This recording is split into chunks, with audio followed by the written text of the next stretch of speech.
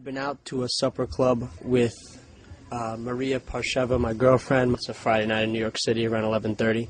We boarded the train on Canal Street on the last car in the queue. It happened to board the Q train at 11:30 on Friday night.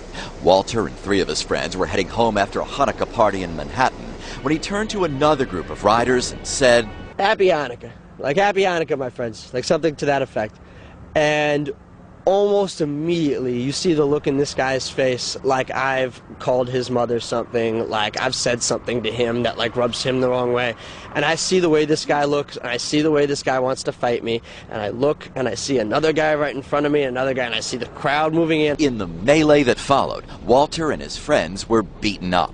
First wave, I got hit, but I wasn't bleeding. It was one of those, like, sucker punch, shock punches. But by the second time, there were, like, people stomping me. Walter Adler has a black eye and a split lip. But what the assailants allegedly said could leave the deepest scars. You killed him. You killed Jesus. You killed him on Hanukkah. You dirty Jew. You effing Jew. When Hassan Askari, another passenger, tried to help, he was beaten up too. And I was coming back from work right over here in Ongon. So I was coming back and I was sitting on the queue. I would say Happy Hanukkah to everybody. A guy in the back of the train. They got very angry and, you know, very insulted by that, actually. Goes Hanukkah. That's when the Jews killed Jesus. And I basically, said that's ridiculous.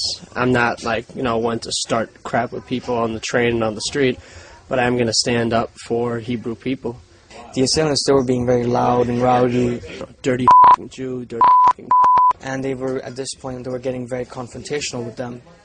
And the poor guy, Walter and the whole group of them, they were trying to defuse it. And basically say, we're going to pull these Jews off the train at DeKalb and beat them on the platform. There were 14 of them total, 6 girls and 8 guys. And they're hitting me in the face. I'm bleeding on the ground. My lid splits open. I'm bleeding. And this random stranger, Hassan Askari, jumps in. I thought one of the assailants came up to one of the girls and he might do something.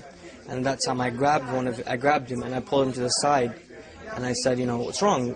Are you crazy or something? What are you doing? They all grabbed me and then they pushed me against the wall and then they, punched me up a little bit.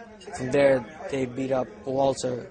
They punched him and, they beat him down pretty bad. It was really bad to see what happened. Hassan's the only person to try and help us at all. Everybody runs to the back of the car. It was pretty shocking to see something like that happening.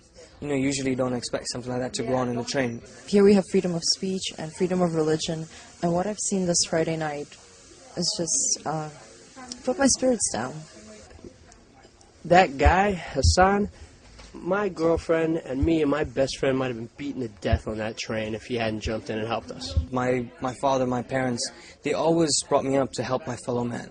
There's no question about whether I did anything special or not. What I did should be the norm for anyone. And in Islam, it teaches you to be, helpful to your fellow man, to be kind, courteous. No one else helped us except Hassan. No one else on the train. A Muslim American saved us when our own people were on the train and didn't do anything, and when everyone else's people were on the train and didn't do anything. Someone who in the media often gets painted as the enemy of Israel and the Jews, this is a Bangladeshi Sunni Muslim. This is someone that jumped in, he knew we were Jews to help us. Hopefully this will reach a lot of people and it will change the way people view each other. It will change the way people act toward one another.